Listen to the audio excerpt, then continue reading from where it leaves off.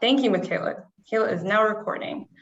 So we're going to begin by introducing Commissioner Richard Ball, who is gracious enough to kick us off this morning and talk about farmland protection and our next generation of farmers.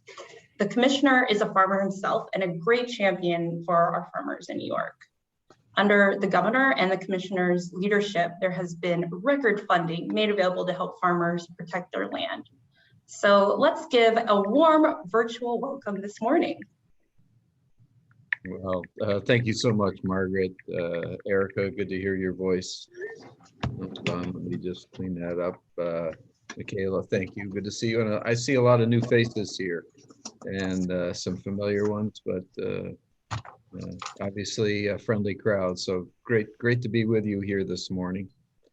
I think I'm remembering a time when I was asked a number of years ago, pre-commissioner, to speak at this annual event. No farmers, no food, of course, was the theme. Back then I was looking at your other options there, which are all great. And I'm remembering that event very well, and made a big impact on me. And now in my role at the department here, we've had the opportunity for breakfasts and conversations many times over the years. And this year we'll hold the breakfast, but we'll still appreciate a pretty strong agenda that I see that you put together here. So again, thank you for this chance to spend a few minutes with you anyway. I'd like to say also a special thanks to American Farmland Trust and all the land trusts across the state that help us. We wouldn't be able to accomplish, an awful lot of the great work we've done over the years without the support and coordination and collaboration with all of you. I think we have a pretty good track record here at the department recent years here in helping farmers secure land and keep it in agricultural production, and also tackle diversifying and transitioning land to the next generation. Those are still, as you know, pressing issues for us all. So I think most recently, looking back, even during the height of the pandemic in 2021, the state was able to announce $52.5 million in farmland protection implementation grants. Pretty unique offering this time around because we looked at aligning some of our goals, including food security, climate resiliency, and source water protection in those grants. And we were able to fund more than a dozen projects. I think that was over $16 million awarded to projects to permanently protect more than 3,400 acres. So even in the height of the pandemic, we kept doing the job. We also, as you've seen, the transition programs, we had, started with $30 million in the dairy transitions program to help dairy farmers who wanted to transition to the next generation or transition to a different crop perhaps, or a different way of doing business, or make some improvements to justify the next generation there. Very successful, great program. I think we had somewhere around 24 projects that got funded pretty quickly, and that was really great. Protected like almost 12,000 acres of agricultural land with that project. Then we rolled out the farm operations and transition, similar program, just non-dairy, and focusing on how those farms were impacted by trade, perhaps by climate change or market changes, but accomplishing the same goals. So feel pretty good about those changes we were able to do. I want to just take a moment and say that in spite of everything we've been through over the last few years, and in spite of the uncertainty that we see globally, that we see in Washington, that we see in our own state, I like our chances. I feel pretty good this year as a commissioner at the Department of Ag and Markets. I looked at the governor's budget, and it's probably, without a doubt, the most significant investment in agriculture in New York State history. We've got a series of tax credits designed to help offset costs to farmers as they increase with a variety of reasons, labor, COVID, all the challenges that face farmers today. Pretty robust series of tax credits there.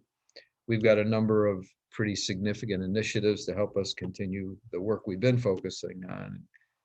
As everyone has observed, the success of the Nourish New York program, making that permanent, funding there, reaching out to our ABCD daycare centers across the state, significant investments there. We've got record funding in the EPF. It includes, climate resilient farming grant program, Ag Non-Point, to help adjust to climate change in a big way. Those are pretty great investments. Of course, we increased farmland protection funding. There's an additional $2 million there as well.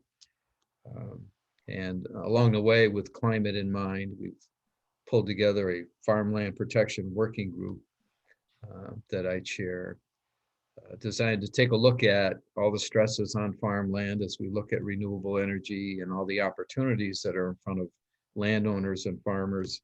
How do we make sure that we work with our partners in state government, NYSERDA, DEC, office, ORES, that make sure that, we're not achieving New York's climate goals on the backs of agricultural land. COVID-19 taught us that this food shed that we have in New York State, this food system that we have in New York State needs to be responsive and resilient, and it needs to be there. Consumers aren't interested in, I think, in getting their food and necessary supplies. My flag is over the wrong shoulder. So let's make sure that we keep that viable and keep that right here in New York State and keep it responsive and resilient. So I'm excited about our opportunities as we go forward here. I'm excited about your agenda today. And so keep your pencils up today and have a great discussion. And thanks for letting me be a part of it for a few minutes. Great. Well, thank you, Commissioner, for those inspiring words. I know we're all glad to have you open the program today. And I just wanted to thank the legislators and staff members who have joined us. We're really glad that you're able to be here today. I see you, a lot of you have been very active in the chat, sharing your names and contact information, which is wonderful. So thank you. So those of you who are joining us for the first time, the Alliance for New York's Farmland is a coalition of farmers, land trusts, and agricultural and environmental organizations advocating for programs and policies in Albany that protect farmland and bring a diverse new generation of farmers onto the land. The pandemic has placed tremendous pressure on New York's economy while also revealing supply chain vulnerabilities. At the same time, it presents an opportunity to examine the challenges and build on foundational impacts farms have in the state to build a strong, more resilient, and more tenacious farm and food system. Today, we'll be talking about programs funded by the state budget that keep land and farming and keep farmers on the land and why they matter right now. I'll now turn it over to Michaela to share more. Great, thank you. And let me reiterate a huge welcome and thank you to you all for being here this morning. Wish we could feed you your stomachs as well as your minds, but at least we got one of the two. So before we dive into challenges, I want to give you an overview of what is happening in New York agriculture, because the answer is quite a bit. We have an astounding 9 million acres of farmland here in New York. So if you look in this very colorful map on the left, this just shows the breakdown of farmland as a percentage of total land area by county. You'll see that except for the areas that are very urban or very forested, we're looking at minimum 10% farmland by county area. And in a lot of regions, much more than that. In central New York, a third or more of county land is farmland. In the Finger Lakes region, over half in some counties. So we really have a lot. If you look in the map on the right, this map is from American Farmland Trust's 2020 Farms Under Threat report, showing where these 9 million acres of farmland are located throughout the state. 54%, over half of New York's farmland, is considered nationally significant land. which means that this is our best land for growing food over the long term with minimal climate or environmental impacts. It's very versatile. It can support a variety of crop production. So that's that beautiful dark green color that, again, you see a really strong cluster in the Finger Lakes, but also stretching along the I-90 corridor, up into the North Country, all the way down through the Hudson Valley. It's a little small, but there's a bunch in Suffolk County as well on Long Island, some very excellent farmland still. But even in this kind of lighter tannish color, really farmland is everywhere. If it's not a city and it's not a forest, we've got farmland. So what does this mean in practice in terms of what we are producing? New York is a major national agricultural producer. We are in the top 5 for 15 different products, and the top 10 for countless more products. We're producing things like cottage cheese, sour cream, yogurt. We are still very much a dairy state, but also fresh produce like apples, grapes, sweet cherries, cabbage, sweet corn. Really, New York grows it all. We grow the full plate here in New York, and that is a huge, huge advantage for our state to have this ability. So in this map on the right, these icons depict the predominant crop or farm product in each REDC region based on sales data from the 2017 USDA census. There's a lot to take in here. Really, that's kind of the point. Again, we grow the full plate here in New York. You will see dairy in multiple REDC regions, grains, vegetables, pork, poultry, fruit, berries. We have obviously our wonderful equine industry going strong here in Saratoga County. Really, we have so much varied production going on in New York.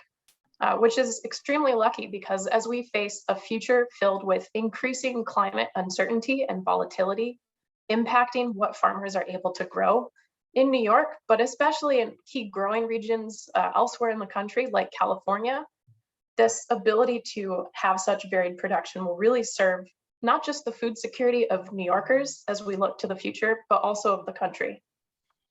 In the map on the left, also based on USDA census data, you can see high volumes of local and institutional farm sales in this really dark green color. You'll notice it's clustered around urban areas, either the ones encompassing cities or adjacent to them. A lot of these sales, these are your fresh fruits and vegetables, your farmers markets, your community supported agriculture programs is coming from farms in these counties around these major urban centers here in New York. So preserving farmland is important, not just for our farmers, but also, again, for all New Yorkers, for our communities everywhere, rural and urban. We are all interconnected in our food system. So digging into the numbers a little bit, we often say here at American Farmland Trust that our 9 million acres of farmland are the foundation of New York's agricultural economy. So here you can kind of see how it stacks up.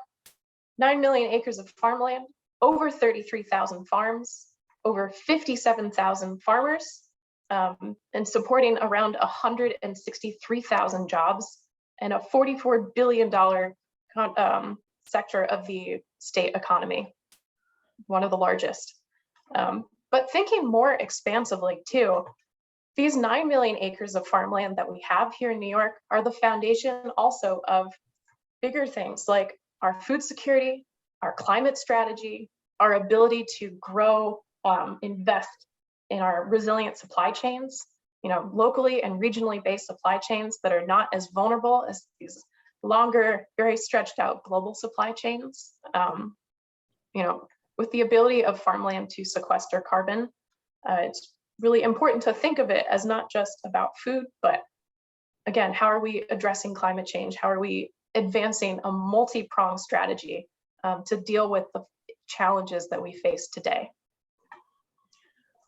However, on to the challenges portion. Our farmland is under threat. On this map from our Farms Under Threat project, you can see in red where we have lost or fragmented over 250,000 acres just between 2001 and 2016. About half, I think it's 51% of the lands that was converted was considered this nationally significant land, our best land for growing food. Given average farm sales per acre, that's over $200 million in lost farm revenue from just the land that we lost in that 15-year period. You'll notice that most of this conversion is happening around urban areas. As you remember from the other map, this is also where we are growing and selling a lot of our local food. On the flip side, we have made tremendous strides, especially in recent years, in how much farmland we are protecting. But also, we have a lot of farmland, and at the end of the day, we've protected about 1.3%, which is a strong start, but there's still a ways to go to make sure that we're really protecting this foundation. This is a problem for our economy, for our food security, and for our ability to address climate change. The highest conversion of acres during this 2001 to 2016 period was in Broome, Clinton, Dutchess, Erie, Genesee, and Madison counties, 3 of which have the highest percentages of nationally significant farmland in the state. So we're really seeing that it's our best land that is most under threat. So digging into the numbers a little further, when we take a closer look, we see that New York is trailing behind some of our neighboring states, despite the big strides that we've made since the Farmland Protection Program started in the mid-1990s. As I said, we've protected about 1%, a little over, of our total farmland. You know, we look at neighboring New Jersey, they're closer to a third.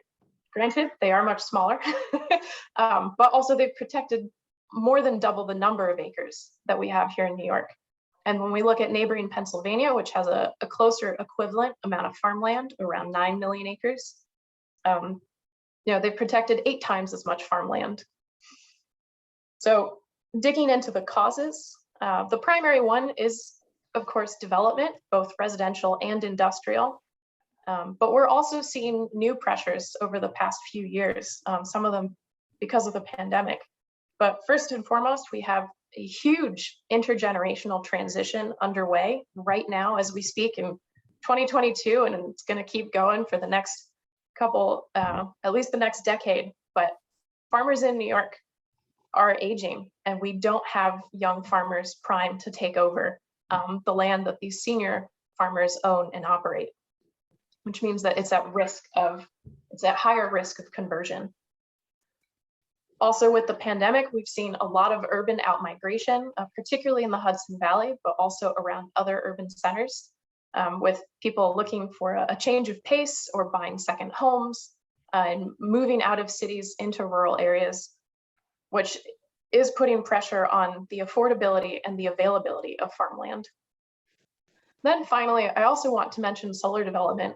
It is entirely possible for solar development and farming to coexist, and for us to meet both our climate goals and preserve our food security at the same time. But it's not a given unless we have a smart solar siting strategy in place to guide this new form of development in a smart way moving forward. So for many of you, I know farmland protection is not part of your everyday job and lexicon and what you come across. So I want to give a quick overview of what it is and how it works. So the landowner decides to protect their land for a variety of reasons, and they work usually with either a local land trust or sometimes a local government or municipal body to apply for funding. And then public dollars are used to buy the right to develop the land. You think of land as having a package of rights, a deck of cards. This is taking one card out of that deck. So it means that no owner, present or future, if the land is sold or passed on, no future owner can develop the land. It's permanently protected as agricultural land for agricultural use. I really want to emphasize that this is an entirely voluntary process that landowners choose to undertake for their farms if they feel it's the right choice for them. And the land also remains a working farm. This is protecting land, not to take it out of agriculture, but to keep it in agriculture. So the state of New York invests to protect farmland through the Environmental Protection Fund to keep land available and affordable for farmers. The main reason to protect farmland is, of course, to keep land in farming, but there are so many other benefits to farmland protection as well that have been detailed in a robust body of research. First and foremost, farm viability. This is one of the biggest reasons farmers protect land in the first place. The money from the sale of the development rights is very often put back into the farm business to pay down farm debt, to invest in new equipment and finance kind of innovating and expanding the business, whether that's adding on products or value-added products, and really making sure that farm businesses are able to innovate in the ways they need to be strong and viable moving forward. We also, of course, see many community benefits from protecting farmland.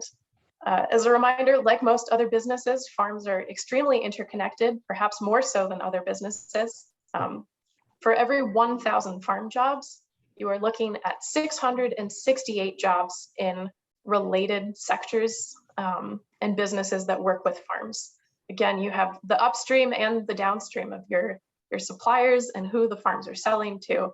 They're extremely interconnected, which is why they are such anchor businesses for so many rural communities. Also, we see farmland as a key source of environmental services, very costly environmental services like flood mitigation. I think they're going straight to this. Nicholas, if you could please mute, thanks. Flood mitigation. And also the ability of soils to sequester carbon is huge and holds great potential for, again, our ability to develop a multi-pronged strategy to address climate change here in New York State. And then finally, we'll dig into this further, but I really want to emphasize how important farmland protection is, not just for keeping farmland available, but also affordable. On the one side, protecting farmland allows senior farmers to essentially access the equity that they've built up in their land from building their businesses over many years, to be able to access that equity and use it to finance retirement. And on the flip side, by restricting this land to agricultural use, it keeps it affordable for farmers that are looking to just get started or to grow their business by adding more land to their operation. With that, I'm going to pass it to Erica. Great, thank you, Michaela. As was mentioned before, protecting one's farmland is voluntary, but the good news is farmers and land trusts are really ready to protect more farmland in New York, and so the opportunity is here. In recent years, more than 250 farmers have expressed interest in protecting their land to their local land trust and representing a near-term opportunity to protect about 51,000 more acres of farmland. But we can't do it without state funding. Next slide, please. This year, we are grateful and so grateful to Governor Hochul, and I think Commissioner Hall mentioned some great support overall for agriculture in her proposed budget, but also having proposed strong funding for farmland protection with $20 million in the Environmental Protection Fund, which marks a return to past funding thresholds. As the demand is urgent and the need is immediate, we are asking the governor and legislature, as part of the Alliance for New York's Farmland that's represented here today, to work together to grow this support to $25 million as part of an at least $400 million Environmental Protection Fund. In addition, we're also asking the legislature to work with the governor to reauthorize the Environmental Bond Act at $4 billion. And with that increased amount, have some earmarked for investment in farmland protection to at least $150 million. But this just isn't about state funding and budgets in a line item. It's public dollars that really change people's lives, individuals who farm, and the implication and ripples across communities that are impacted by this support. I want to now welcome Olivia Fuller, a fourth-generation farmer in Washington County that has been working with her family to transition from dairy to more diversified operations, including beef, maple, mushrooms, and more every day, it seems. Fuller Acres Farm worked with the Agricultural Stewardship Association to place a conservation easement on the farm to protect it. And you'll hear more about that from Olivia. Not only is Olivia's farm a stone's throw from the farm in which I was pleasured enough to grow up on, but some of you have had the chance to get to know her and meet her as New York Communications Manager for American Farmland Trust, where she both shares her own story, but also uplifts those of other farms across the state. So Olivia, I'll let you go from here. What a warm welcome, Erica. Thank you so much. So my family has farmed in the same valley in Fort Anne, New York for 4 generations, nestled between Lake George and Vermont. My great-grandmother, Marion, was the driving force behind the farm and passed her love for the land down to my grandfather and my father. My dad, Douglas Fuller, could never imagine himself as anything but a farmer. He'd wake up early in the morning before school to milk the cows, while his father, a school bus driver, got ready for his route.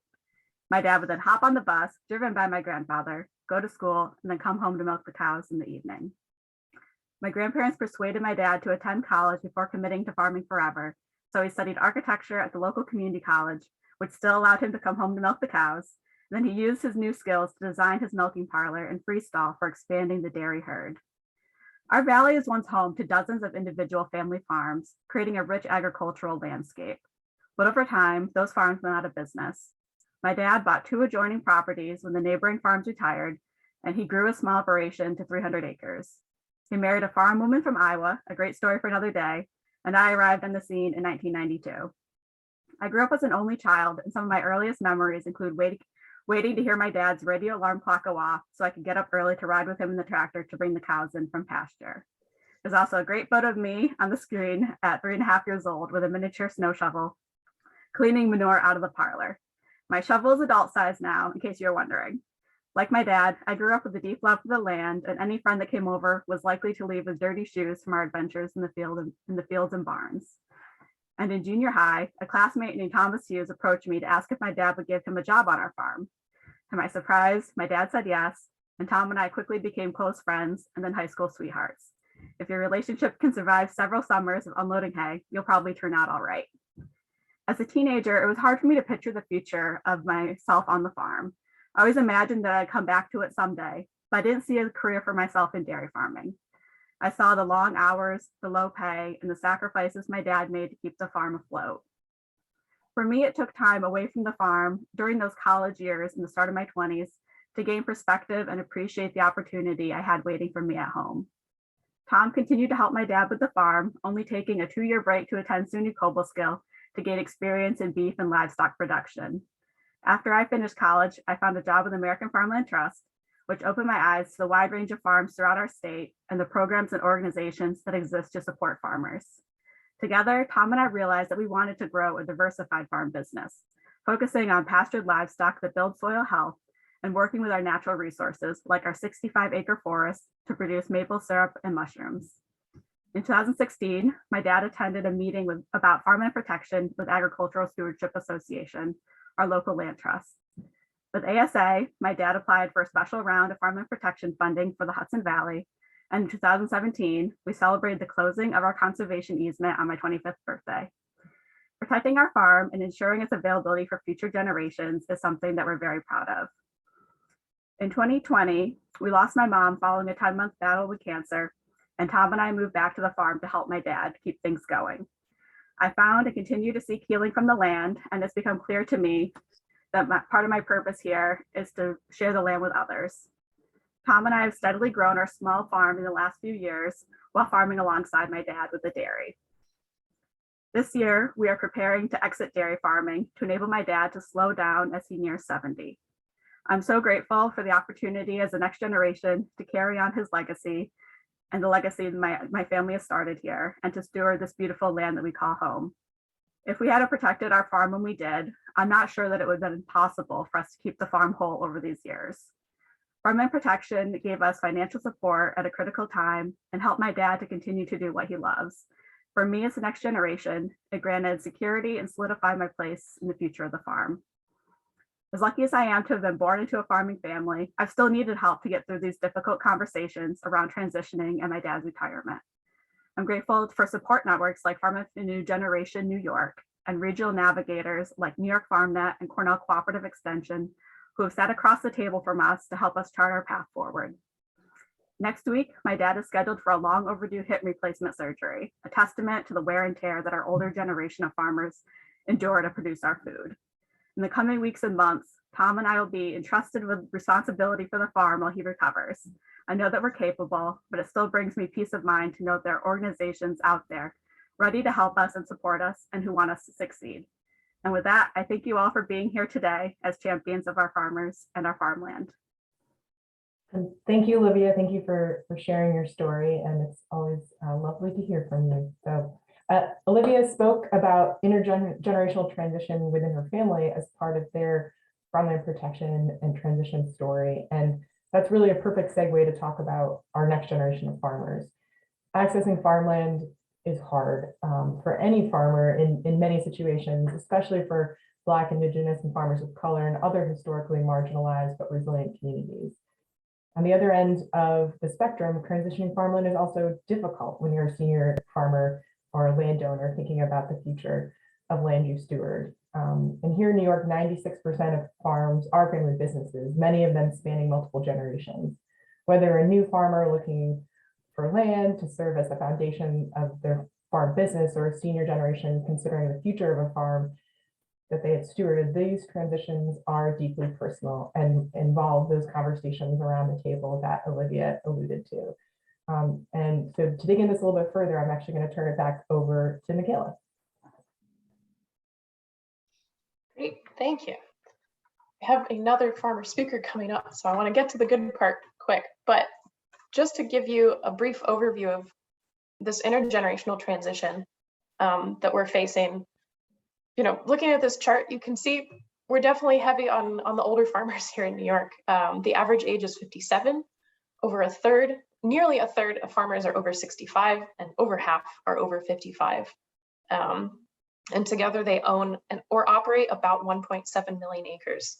So as I mentioned earlier, without a plan in place and investments at the state level to help facilitate and help older farmers transition their land and new and beginning farmers get onto land, we could really see some issues coming up real soon. And again, as Erica mentioned, you know, these challenges are really magnified for not just young and beginning farmers, but particularly Black, Indigenous, and farmers of color and farmers from other historically marginalized but resilient communities. Here's another map for you. This just shows kind of where we really see high ratios of farmers over 65 to under 35. The average ratio in New York is 4-to-1, which is quite high. But in places like Broome County, it's as high as 11-to-1. And Saratoga and Sullivan, 7-to-1. Means if you walk into a room with 20 people, more than half are over 65 for every young person under 35.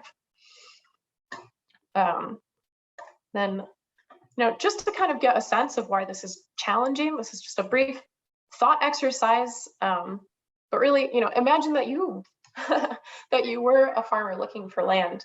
You know, it's not just the land that you're looking for, the ground under your feet. It's a place to live for your family, the infrastructure on the farm to support your business and make sure that you're successful, and also having the capital to invest in everything you need to get your business up and running, whether that be seeds and equipment, purchasing livestock, or also understanding how to plan for the financial health and success of your business.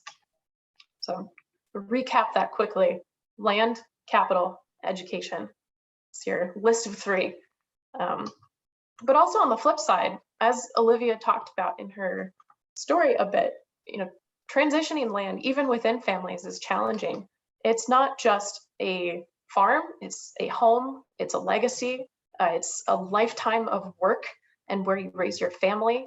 And then, you know, trying to think about going from there to retirement and how quickly this transition is happening. And again, it's not just the land, it's also what's on the land and the business. And you need a lot of support. This is legal, financial, taxes, business planning. There is so much that goes into finding land and also transitioning land. This is a complex process that takes time and a really big support network to be successful. Thanks, Michaela. So farmland protection works hand in hand with the state-funded Farmland for a New Generation New York program to bring a diverse new generation of farmers onto the land in New York State.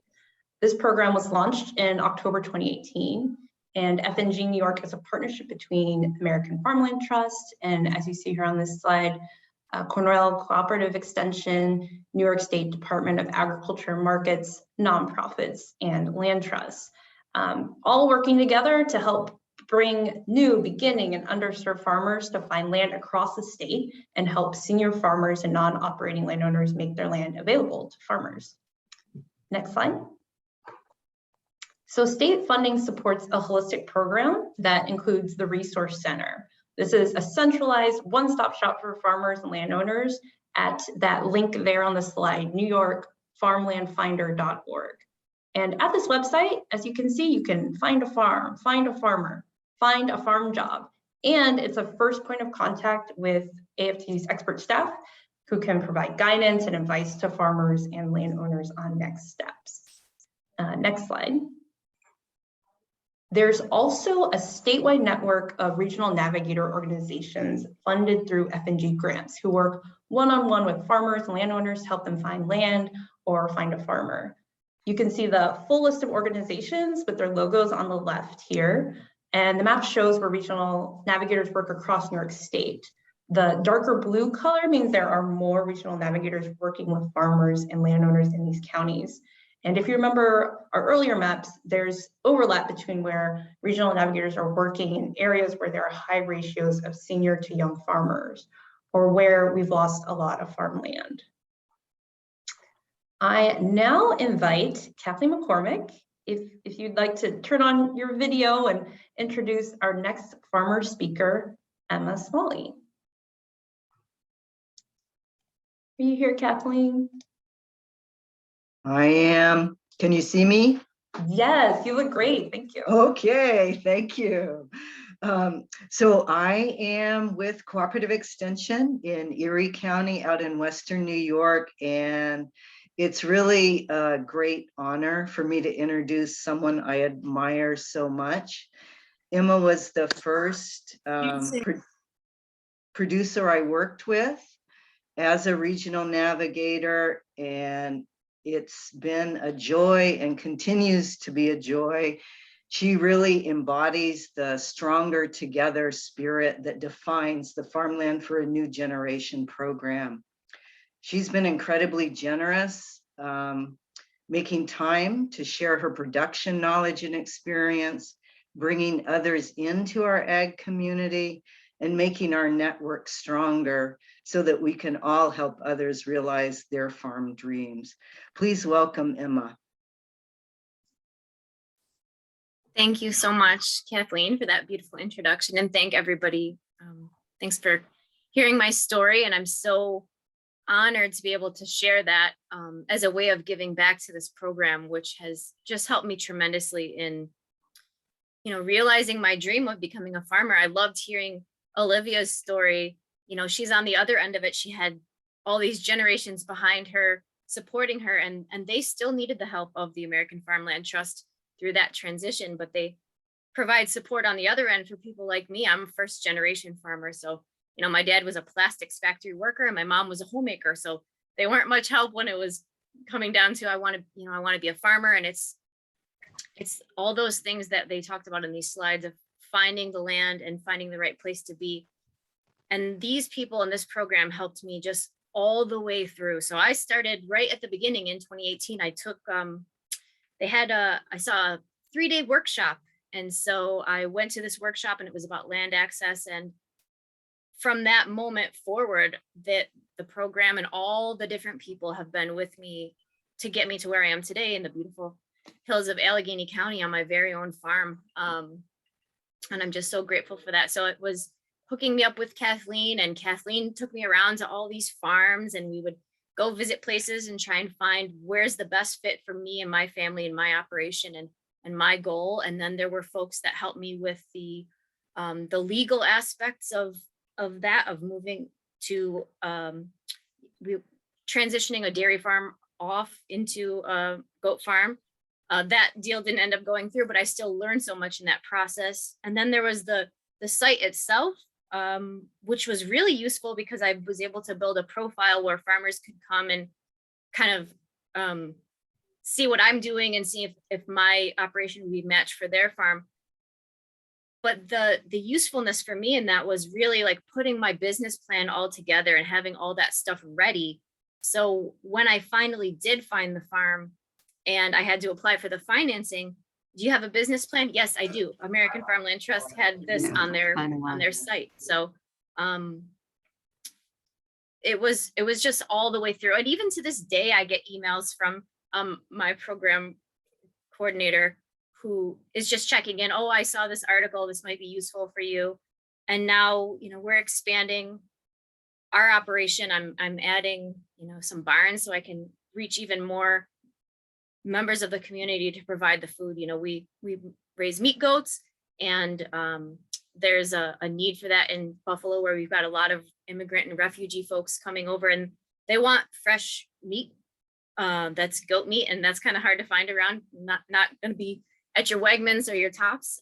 So I'm really happy not only to have a place for my family to live and grow, but also to be able to provide food for about a dozen families who have come here and want to have local access. So it's been an awesome journey, and I'm just so grateful for these folks. And these people they're doing the work. That little pinpoint in Allegheny County is me. I'm that match. I'm a real person behind these numbers. And I just think the world of what they do. And I appreciate so much the opportunity to speak. Thank you. And Emma, we appreciate you, not just for sharing your story today, but for the vision you bring to the land and the community and all the great work you're doing. So thank you. I just wanted to mention we've accomplished so much through this program for Farmland for New Generation New York, and there's a lot more left to do, both in thinking about acres of farmland that will be transitioning into new generation and new farmers that are looking for a place to farm. We've had 90 plus matches since the program started, and so much more we could do together. So this year we'll be asking the legislature and the governor to continue to fund the Farmland for New Generation New York program at $500,000 in this year's budget to really keep this momentum going and to bring more farmers onto the land. And so with that, I think we're going to hear a little bit more from some of those great champions and supports that we have as part of this program and farmland protection as well.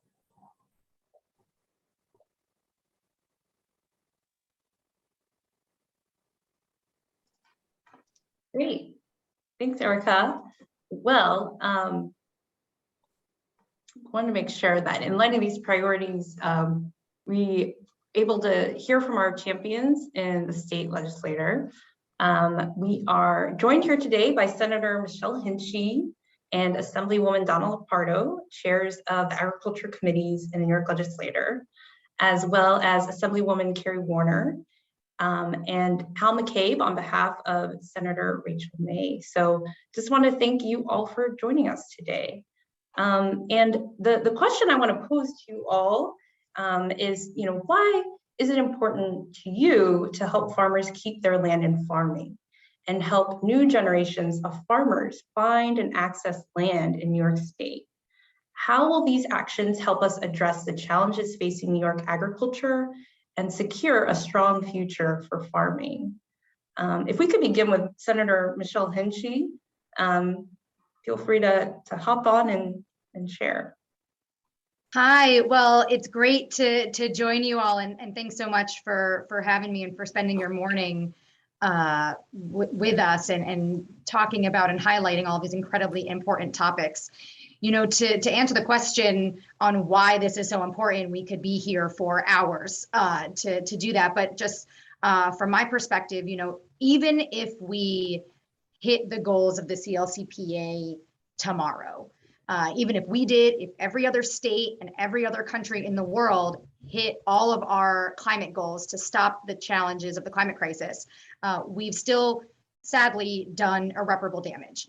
And what that means is that our primary, what we consider our kind of big primary agricultural lands additional to New York State are all going to, quite frankly, go by the wayside. We're going to continue to see Florida underwater. We'll continue to see California on fire. the Midwest facing even more severe droughts, which leads us to the Northeast, aka really New York, becoming again the breadbasket of the country in the same way that we were in the founding of our country. And so protecting our farmland here in New York is critical, not just because we need it for locally grown food, but we are going to have a need to really feed, quite frankly, the rest of the country too. And we're seeing in other places around the world, these same things happen. So our farmland is critical, not just for our food supply and our food security, but also as we think about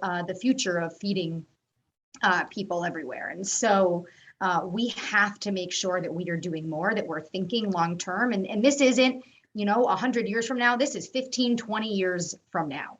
And we know that our farmland is under threat with development for all the things that we've so eloquently heard today.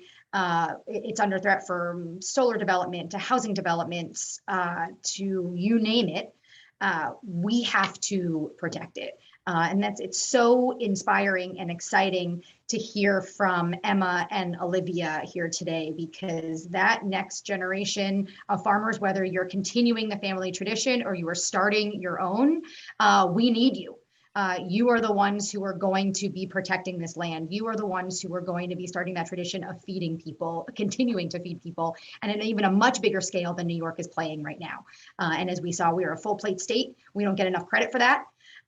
People don't realize how much we do and how important agriculture is to New York State, a $6 billion industry. I think we've done a great job collectively, and organizations like American Farmland Trust have done a great job of elevating that, educating more people, especially my colleagues and people from all over the state. We have to get locally fresh and locally grown food to everyone. And we see the photos of plates coming out of New York City and others. There is absolutely no reason for that when our upstate farmers are struggling.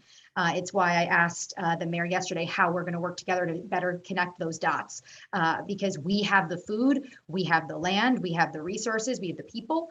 We need to get that food into the hands of everybody, because one, that's what we want to do, and two, that's how we're going to strengthen agriculture by creating our own markets here. And we have to do that now because we have no other choice. So I want to be respectful of time too, but for everybody else, but this is just such an important conversation and such an important thing to do. And I really appreciate all of you for the work you do in this space. And that is also fighting to regain the $500,000 for farmland for a new generation, because that is the program, one of the many, but a critical program that's going to help drive farmland protection. So thank you for everything that all of you do. Great. Thank you so much, Senator Hinchey. Maybe we can turn it over now to Assemblywoman Donna Lopardo. Would you like to share what your answer is to this question? Certainly. Well, hi, everybody. It's nice to see you all. Sadly, we're not there together. I really miss seeing everyone. And I look forward to having this breakfast next year together. When you ask the question, why it's important to keep land and farming, I mean, it's pretty obvious to all of us, and Senator Hinchey pretty much explained, why we're so committed to it. But, sometimes I like to look at it from a slightly different angle. Why isn't it more important to other people? And why isn't it more obvious to everyone that we have to keep farmland working? Why do we have to always, try to make the point that we have to, fund your program? Why do we always have to, insert this into the conversation? So Senator Hinchey alluded to the fact, and I'm going to elaborate on it a little bit more, that we've come a long way, partially because of the pandemic, but I think because of the work all of you have done for many years. These breakfasts, the advocacy meetings that you've had, the farm tours, our efforts to bring people from different parts of the state to visit the farmers, to understand how food is produced, to understand the challenges that you're facing from climate and labor costs and unpredictability in the market, the difficulties of being profitable, a whole bit. when we saw those downstate members in particular come up to thank the farmers who had produced the food for the Nourish New York program, I was personally very moved to see the thank yous and the relationships that were built. We have an excellent opportunity where we can, I think, develop a better understanding. The commissioner is correct. We have one of the best agricultural budgets, certainly in anyone's recent memory. This governor gets it and has certainly put some substantial resources behind it. Very proud of the fact that we passed the soil health bill last year. Oftentimes great ideas go unmatched with funds. The fact that she added $17.5 million for climate resilient farming is spectacular. Also adding more money for farmland protection. We obviously need more. Sadly, we have to go back and replace the funding for farmland for new generation. We're going to keep up the work to make sure that becomes a basic item, a basic on the budget item.